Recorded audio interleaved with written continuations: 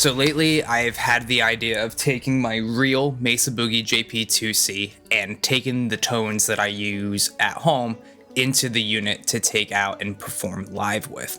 And the reason why I wanted to kind of escape out of the Fractal ecosystem in terms of having hundreds of amps to pick and choose from to recreate several almost completely different tones and setups that realistically you would never take out to a gig, right? You would never take out a Dumble amp, a Marshall half stack, and a Mesa full stack and be switching between them at gigs. It's just unrealistic. So what I decided to do was kind of strip back and return to my roots, where for several years all I brought to gigs was the Mesa, and then I had whatever Fractal unit at the time switching effects and doing MIDI amp channel switching. So in today's video, we're gonna go over how I take the tones that I used to use all the time and the tones that I use here at home and put them into the Fractal so that I can use them live. And I have been for several weeks now.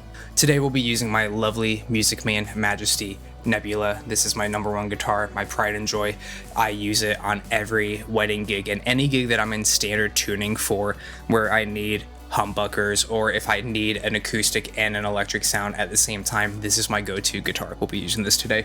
I have my Dunlop 9 to 46 gauge strings, my Dunlop guitar picks. I am a Dunlop artist. I absolutely love working with them. Customer service is top-notch, artist relations manager is top-notch, and it's a company that I really respect. Signal chain is really simple. The guitar is plugged straight into the front of the Axe FX Mogami gold cable, and that's running straight into my Scarlett 18i20 interface. No post-processing. Let's get started. So starting with the most important thing is obviously the amp block, but also the cab block. The cabs that I'm using here are the closest thing I can get to the 212 vertical that I have. Now, yes, I do have a 212 vertical IR. However, I prefer the sound of 412s mic'd up, especially when you have a dynamic mic like the 57 and a condenser mic like the 121. These two blend extremely well together and they complement each other very well, to the point where I don't have to add any additional EQ or post-processing for anything that I do. These cabs are present in every scene except for my acoustic piezo tone, which we'll get to later. So starting here with the clean channel, I have the JP-2C green with the knobs pretty much where I have them on the physical amp. I turn up the presence a little bit because 412 cabinets are darker than 212 cabinets, so that's really the only difference. And then no 5-band EQ. Again, on my amp, I don't run the 5-band EQ on the clean channel either. The only thing we have here that's a little different from my other presets is a little optical compressor at the end, just to help boost when I play single note passages. I don't want it in front of the amp because I don't want to squish the dynamic, but rather what I'm doing is I'm helping it compensate for when I have a stripped down tone. For example, I can coil split on my Majesty guitar and also my Jason Richardson Cutlass guitar, which are the two main guitars I'm using right now in the Ever After band. So when I swap guitars, sometimes there can be a volume difference between the two that's more noticeable than I would care for. So I have a compressor here at the end to just kind of help glue everything together so I can swap guitars without having to worry about boosts or EQs or anything like that. And then at the end here we have Recording Studio C. I picked this up recently from a Cooper Carter video where he was going through some different reverbs that he used, and I really liked the tone there, so I figured why not try it.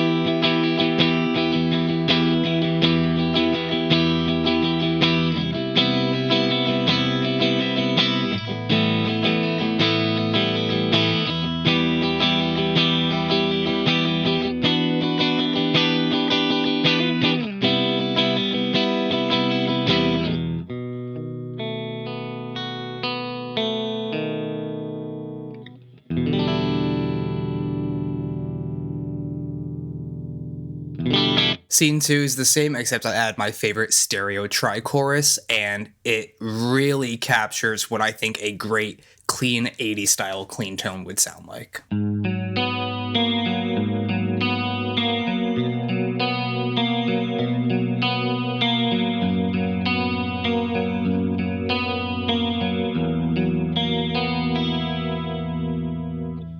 Coming over to scene 3, we have my ambient channel. The chorus changes to the famous Boss Dimension 1, and I have a delay here that's set up for the tempo that we play Shut Up and Dance, because it's one song in the set where the delay time and the subdivision of the delay really matters, but it works really well for anything that's more lush, swell, and almost pad-like.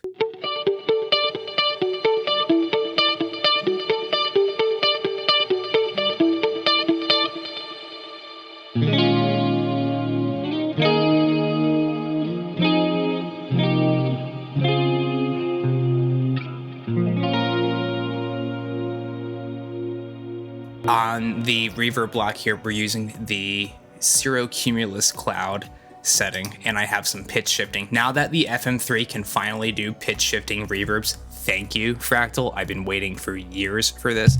I have an octave up, 2 octaves up, more heavily on the first voice because you don't want it to be too harsh. Coming into scene 4 here, we're back to the studio reverb, and we're on the second channel of the amp, which is the yellow channel. I have the knobs again set pretty similarly to the real amp here.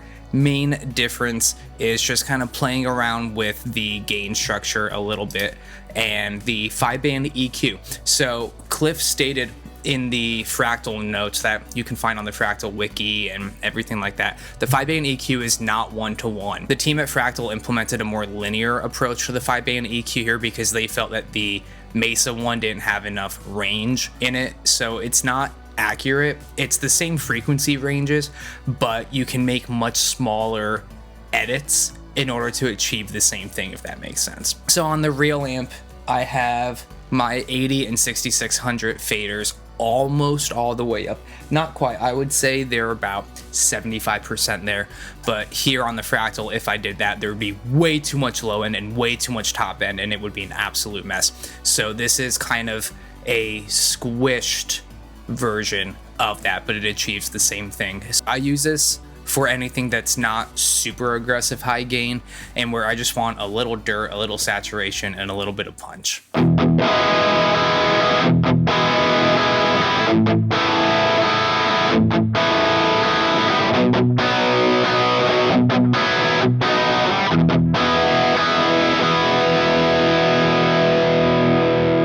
Scene 5, same exact thing, except now we add a stereo tape delay. And again, I run mono, but I like how this delay responds. Again, it's not supposed to be a super aggressive in your face lead tone, but I do like some space at the end of these notes. So it does that kind of thing. And the other difference is instead of using a drive block, which takes up quite a bit amount of the CPU that you have access to, so I just use the input boost here. It is attached to a control switch, which I have set to always be on for scenes 5 and 8, which are my 2 lead tones, and it just kicks on.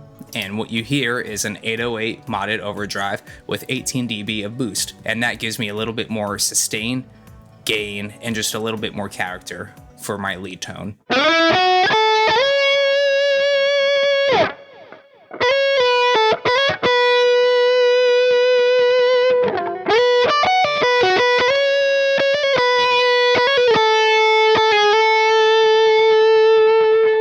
Moving on to scene 6 here, this is my acoustic piezo tone here. Pretty close to what I've been using, except I have a more aggressive high cut and low cut here, so that just really sits in the mix a lot better. And again, the compressor is at the end of the signal chain. Reverb here is the medium room. I just think it really reacts and responds the way that I would want to hear an acoustic guitar in the room with me. And that's pretty much it there.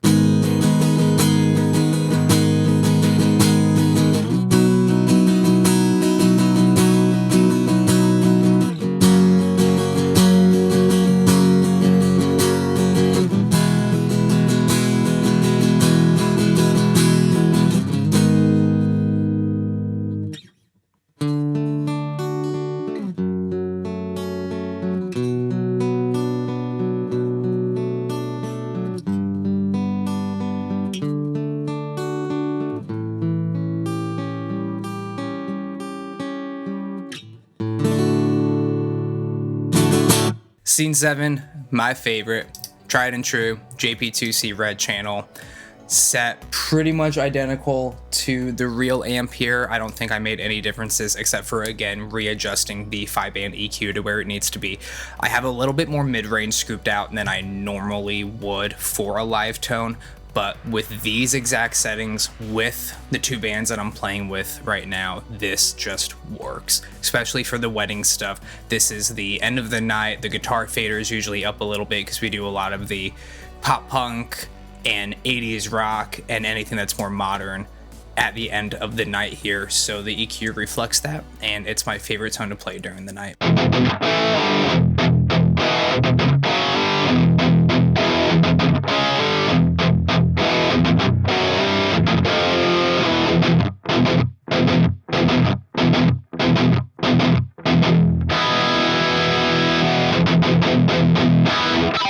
The point of that tone is to be thick, tight, all-encompassing, aggressive, in your face, but not shrill in any way.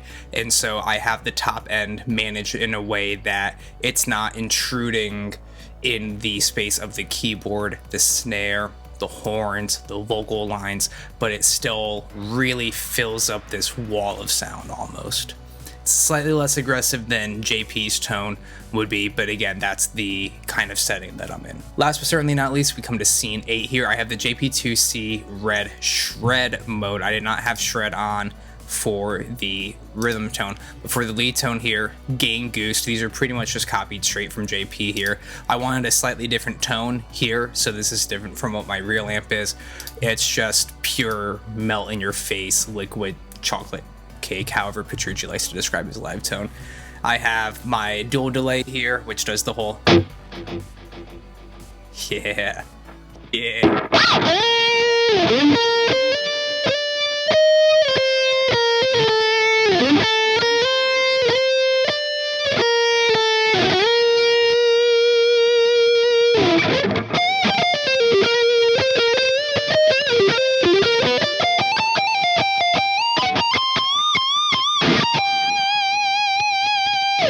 This is everything I want in a live guitar tone, and I'm really happy that I was able to take my favorite tones that I used to use for years and recreate them in the Fractal. I think the latest update just brings everything together. You have so many options here, and I've been using this tone for several weeks now at several weddings, private events, filling gigs, and I have no complaints. In fact, the only band that I don't use this for right now is Rumble City Records, because I just need more aggression, so I have a more aggressive tone that I went over earlier this year for that when I was doing the videos for that band.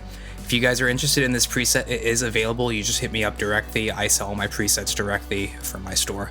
And if you want to see more videos like this, let me know in the comments kind of what you want to see more of. Is it a specific idea of a tone? Is it the idea of seeing a real amp get recreated here? You know, anything you want to see, you just have to let me know below. Until next time, everyone, be sure you take 2 seconds just like this video so YouTube can recommend it to other guitarists such as yourselves. Make sure that you hit subscribe if you haven't already, and keep on following your dreams.